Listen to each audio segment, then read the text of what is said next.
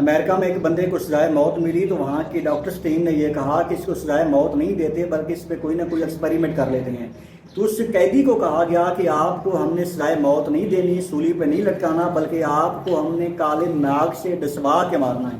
اس بندے نے رونا شروع کر دیا کہ کالے ناگ سے نہ ڈسواؤ جی. تھوڑی دیر بعد اس بندے کو کرسی پہ باندھا گیا. باندھنے کے بعد اس کی آنکھوں کے سامنے کالے ناگ کو کھول دیا گیا. کرسی پہ باندھنے کے بعد اس کے پاؤں پہ 2 کامن پنے لے کے سوئی چبو دی گئی تو اس بندے نے تڑپنا شروع کر دیا کہ مجھے کالے ناگ نے ڈس لیا ہے. اگلے 10 منٹ کے اندر بندہ مر گیا. حیرانگی والی بات یہ ہے کہ جب اس کو لیبارٹری میں لے جایا گیا، ٹیسٹ کیا گیا تو پتا چلا کہ اس بندے کی باڈی میں 70% کالے ناگ کا زہر پھیل چکا تھا.